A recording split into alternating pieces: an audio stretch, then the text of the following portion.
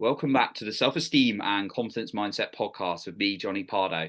Today, I welcome Lisa to the show where we're going to be talking about mental health, self-confidence, and healing through the body and much, much more. So just a quick introduction to Lisa, and then we'll dive in today.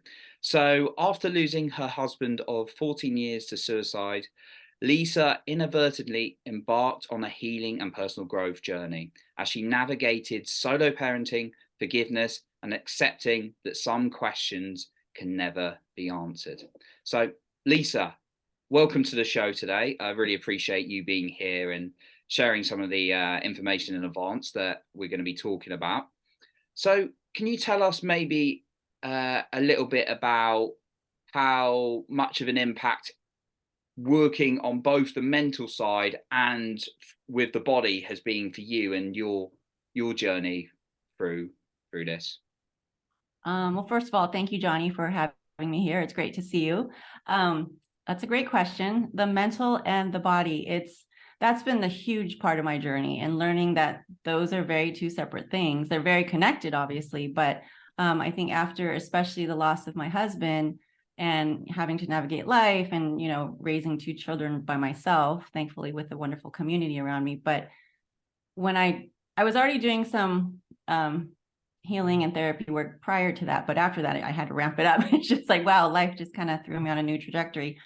But I think just learning that there was a point where I was working with a therapist who had mentioned that, oh my God, I'm so jealous. that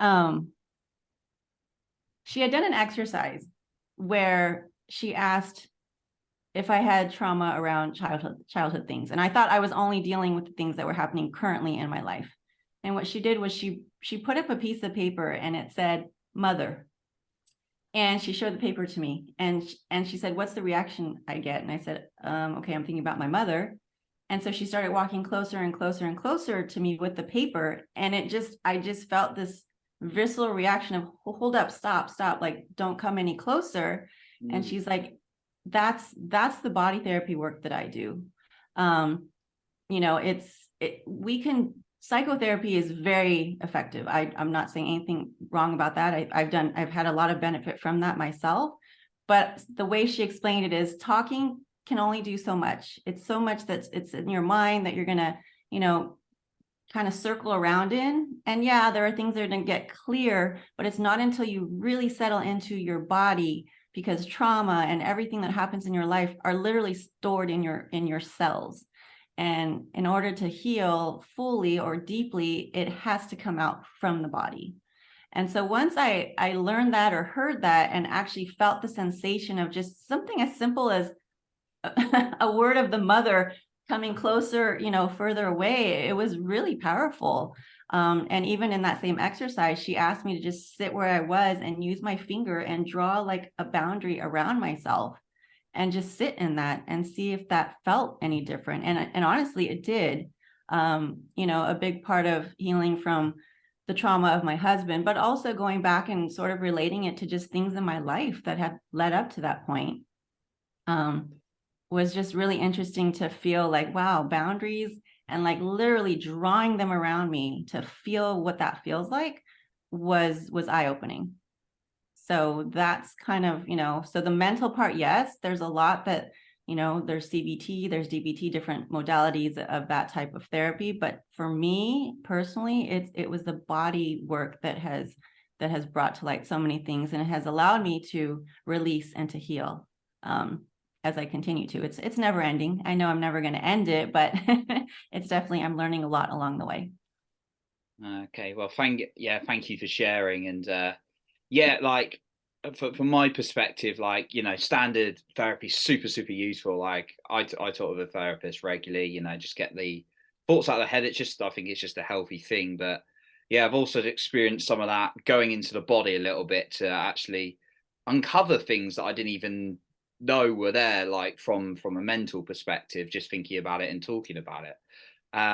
So I really like what you said about it's like an ongoing journey as well. I totally agree. It's never I used to have an expectation, I guess, when I was younger of like, oh, I'll get to a certain point and then I'll be happy and everything will be sorted. Right. It's always like a ongoing process for the rest of your life. But for you, are there any like somatic practices that you find, it's going to be different for everyone, that you find beneficial to you to do regularly? I know there's obviously exercises, there's breath work. For you, is there anything that's particularly been effective? Yeah, there's several. Like you mentioned, the breath work, meditation. I've definitely committed to a meditation practice that I do every morning. It really is, for me, it helps me to really quiet my mind. And I think in the beginning, what most people think about meditation, they picture someone sitting under the tree, just like in Yeah. the Zen pose. But really, it's just waking up, just kind of sitting in a quiet space and just, the thoughts don't go away. The thoughts are always going to be there. It's not like the goal is to just have no thoughts. Like our brains don't do that. We have so many thoughts, thousands and thousands, 10,000, whatever a day, that it's just a matter of like detaching from it and knowing those thoughts are there, but not getting caught up in it. And so it's kind of a good way for me even to be like, okay, I have that thought and that can be on a to-do list, but I'm not going to like get caught up in it. So meditation has been very helpful. Yoga has been really helpful for me as well. It's just, the movement through the body and connecting breath to the body movement for me has really been helpful. I've had a couple of yoga sessions where afterwards I'm just in tears because it's like the release through the muscles. It just releases the trauma, releases emotions. And they even say, because I took a yoga teacher training class, because I was just I wanted to learn more for my own personal knowledge, that there are different parts of your body that hold emotions. And so when there's like certain poses that release like the muscles in your hips, they say that's oftentimes related to trauma, but also ancestral pain and trauma as well. So that I found that very fascinating, and it's helped me a lot. Because they say, when you're holding those poses and you're finding your balance, you have no option but to be in the present moment. You can't be thinking about, oh, I got to get home and do the laundry and I got to go to the market. Like you're in that moment, just trying to breathe and stay balanced and hold your poses. What else?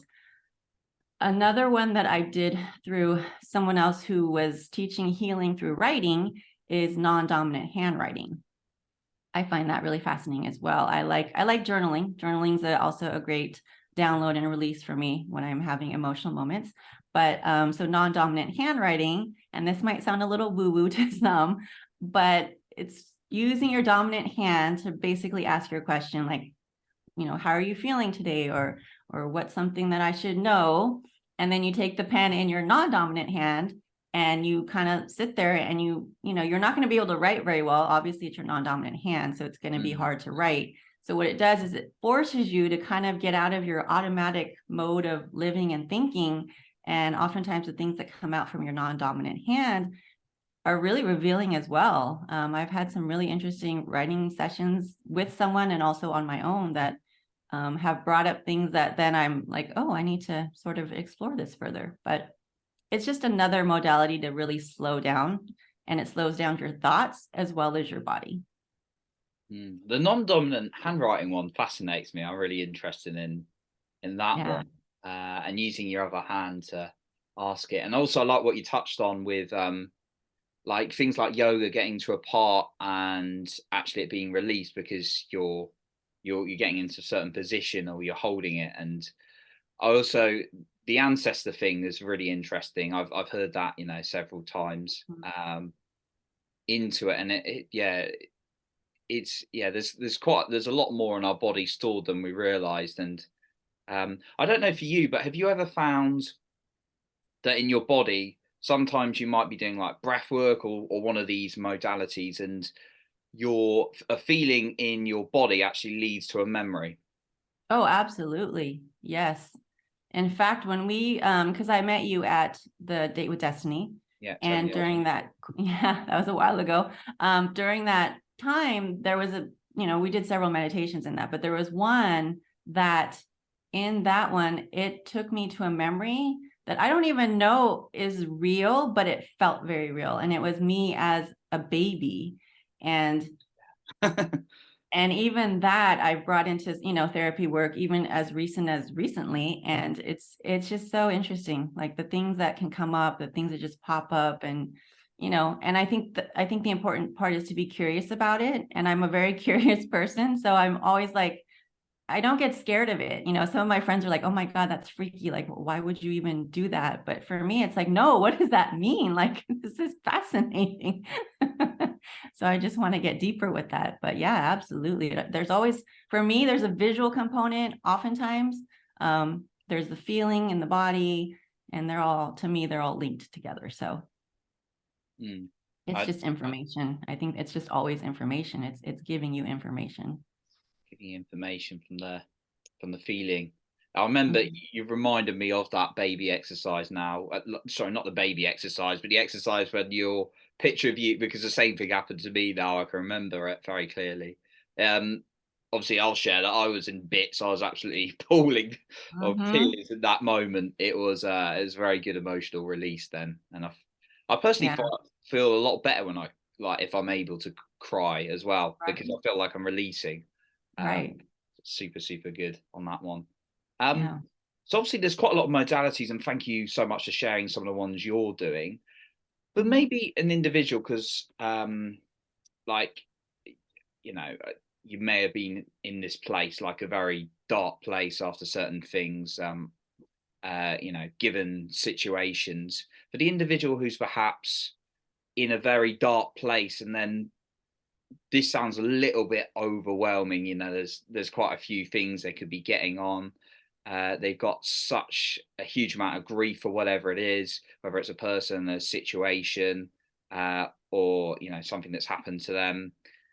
How could they start to move forward with that? How did you kind of do that?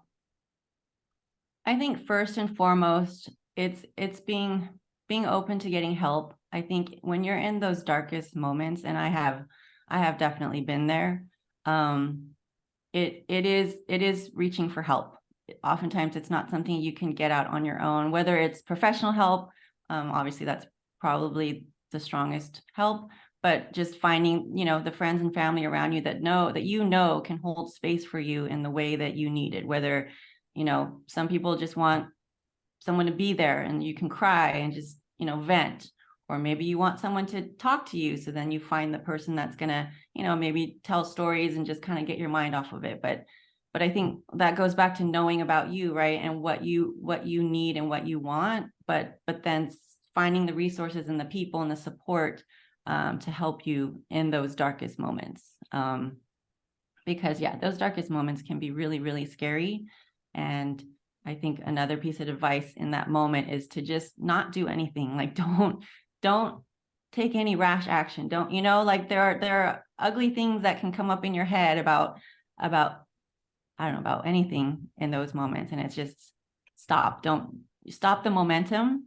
I often listen to Abraham Hicks, and one of the things she says about, you know, when you're kind of not in, when you're in the wrong momentum, like stop it and just take a nap. Just take a nap. Like it stops your it stops your mind from being in this certain trajectory. So if you just take a nap and just you break that. And so, you know, I think oftentimes that's helpful when you're in that depressed place. And I've definitely been there. Like sometimes just going to sleep, it does help. And you wake up and you kind of check in with yourself, and hopefully you're a little less in that spiral. So then maybe that's when you're like, okay, I need to call someone, or I need to take a walk.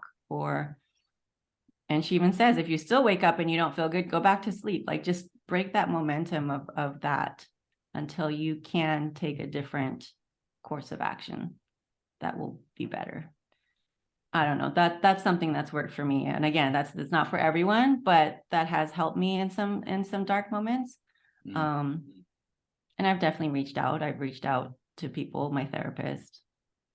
I think it's important. It can't be done in an isolated solo point.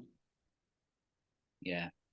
No, some great guidance. Yeah, there's quite a few things I love about what you just said there. But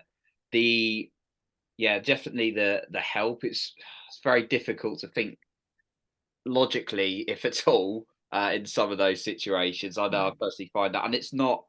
Again, we should never like compare our situation to other people, but like perhaps when I've been in a thing when it's been like a a dating challenge or a redundancy or a job challenge, and I felt really down or really like anxious or stressed and those kind of states for me personally, it's been a case of I can't logically think of the next step sometimes. Even though I know I'm an intelligent person, I usually do that kind of Right. thing, but it's because I'm in that state. As you're a very intelligent person, and you can be an intelligent person, and it's difficult to tell. So I really like the emphasis on getting support in whatever way you can. Um, Yeah. yeah, and that's Yeah. that's the art of like coaching and therapy, and even just like a friend though you can start off with someone you trust. So love that one. Absolutely. Yeah. I mean, we're social creatures, right? So we need each other. We need others. And Yeah, in the healing journey, it can be a very valuable connection. yeah. Even Yeah. as us men, when it's quite difficult, I've been caught that in the past. It's if you're not comfortable with one person, reach out to someone else. So Mhm. yeah, Yeah. it's a good choice in this day and age as well. Usually, so Yeah. of people. So no, I love that one. And then also what you said, don't do anything like rash and just have some sleep as well. That's personally worked for me quite well as well. Where it's like just need a nap now and then, because you've got like your body's pumping so much energy into how you're feeling as well. Um, I mean, I guess for you, were you quite after losing your husband? Were you losing a lot of energy very quickly through the day? I would say, I think for I would say almost a year after, I think I was in such high survival mode Mm, that the adrenaline it was just constant. It was just, it was the death, and then it was the shock, and then it was the funeral, and then it was the children, and it happened right before Christmas. So then it was getting through the holidays, and it just felt like one thing after the other. And I think my body was just this go, go, go, go, go, go, that literally it wasn't until maybe a year later that I kind of settled down and really, like, that's when the body, I felt it, like, wow, what just happened. And then the exhaustion set in, and I would say that exhaustion for me lasted many years, because I think there's just so much in there. um, but that the initial shock, like, that will get you through things that you don't even realize was possible. I mean, I think back to that first year, and a lot of it's a blur, but a lot of it too is just that survival mode of just getting through everything. And then when you finally have that moment to let go, yes, I was exhausted, and I needed to sleep a lot. But then I felt guilty for sleeping, because I'm like, no, I need to be doing something. I have to do this for the kids, and so then sleep just felt like a guilty thing. But the more I was taught and learned to listen to my body, no, it's a message, like, your body needs that, or you're going to run yourself into the ground. And so it's the whole self-care aspect, especially as a woman, as a mom. It's the whole analogy of the air mask, right? Like, you can't do anything if you don't put the air mask on yourself first, the oxygen mask. You're no help to anyone else. And I was reaching that point in many ways, so I had to really stop and rethink that for me. yeah. Okay. No, thanks for sharing that. Yeah, with the survival mode, that's a good term as well. You know, minor stress. Some minor stresses, a lot less than that, can kind of get us into that sometimes. So Oh yeah. yeah, we're like living in survival mode after a huge, traumatic event like that. You've really got to listen to your body, as you were saying. So absolutely. So yeah, Lisa, just obviously you've been navigating through like your personal growth journey after all, after the challenges, and working on solo parenting, forgiveness as well. In terms of like forgiveness, was it a case that you felt like you had to forgive someone else or forgive yourself? What was the things you have to work through on that? I think in the beginning, because of what had happened, and it didn't end in a very good way. Obviously, it showed he wasn't in a good space. But when he passed away, there was a lot of blame. There was a lot of angry words that were written and sent, and all kinds of things Mm, that was added another layer to the healing, of course. But I think in those moments, I thought that, well, I need to forgive him, or, you know, I needed to forgive the external. And obviously, you know, whether it sounds cliche or not, it really is, the journey is about forgiving myself. And not in that I caused it, or it was my fault that that happened. Although I think sometimes there was a piece of me that was like, maybe I didn't do enough. Maybe I should have, you know, done more, or, you know, really pushed for him to get help. So yeah, there's that forgiveness piece of what I could have done, but just, I guess, forgiveness in the sense of maybe releasing some limited beliefs around abandonment, rejection, like that, you know, there was something wrong with me, that this person would do something so hurtful and then and leave, and not leave any answers, or not have any closure, or, you know, the person that I had promised forever to. And, you know, so. No, appreciate you sharing that. And final thing I wanted to touch on was, obviously we met in the Tony Robbins world, and you're doing a lot of personal growth Yes. yourself. So for you, like, has it been a case of having perhaps a little bit of a balance between, you know, healing and moving forward as well?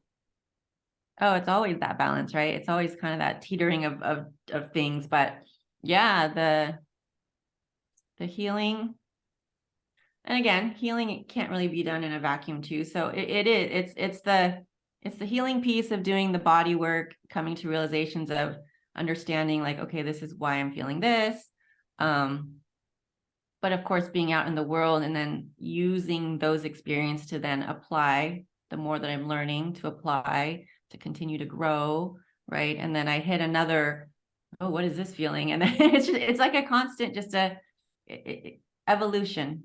It's always growth. And so it's really not one or the other. It kind of moves together, you know. Moves together, but yeah, sounded like there was stages where, because what I'm talking to here is, you know, we've got quite a lot of achievers out there, and I'm certainly one where it's just like, let's move forward. And then sometimes it's like, I see the other side as well, where it's, yeah, there's healing work, and it's kind of whatever situation where there is a period to obviously do that, but it's kind of been so caught up that there's not this moving forward. But sounds like, you know, there were phases in your journey, correct me if I'm wrong, where it just needed to be emphasized on that healing. You know, we can't be focusing on our massive goals and where we want to go with our business. And I know you know, you've done some great things. But yeah, does that sound right? Like for you, there are phases where it has to be purely healing, and then later it's about balancing. Yes. Yeah. I think there are moments, depending on where you're at in your own mental health, where it is okay. It is okay. You have to tell yourself it's okay to stop, especially for people who are high achievers, you know, the ones that are go, go, go. Because what happens is, oftentimes I believe, is if you can take that time to just stop for a bit and heal and really get to whatever core issues that maybe you need to heal from, then your momentum after that is going to be so much more efficient, so much faster, I think, because then you're not bogged down by the heaviness of whatever you're carrying. So I think it's almost even more, like I said, efficient. You know, if you're really thinking, I gotta go straight forward, like, no, just hang on a second, stop, like, you know, get your maintenance check or whatever, so that you can really keep going. Otherwise, it feels like it's not going to be a smooth journey. No, thank you for your perspective on that. So, Lisa, really appreciated you coming on today, and, you know, being really open about your story and giving some guidance to the listener. Before we sort of like wrap up, first of all, where can the listener find you? I know you've got a few resources, and also, is there anything you'd like to leave us with? Well, first of all, you can find me on Instagram. So my Instagram handle is lisakumagai, lisakumagai.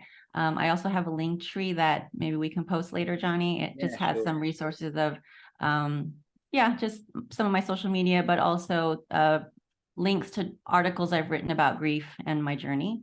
And I guess what I would want to leave everyone with, oh gosh, just keep going. Wherever you're at in your own journey, you have so much value to add to this world. Don't ever give up. We all have this light that we need to share. So keep on shining. Love it, Lisa. So once again, a massive thank you for coming on today. Thank you, Johnny, for having me. It's great to see you. Awesome. So that concludes our episode for today. And remember, you are in control of your own self-esteem and confidence.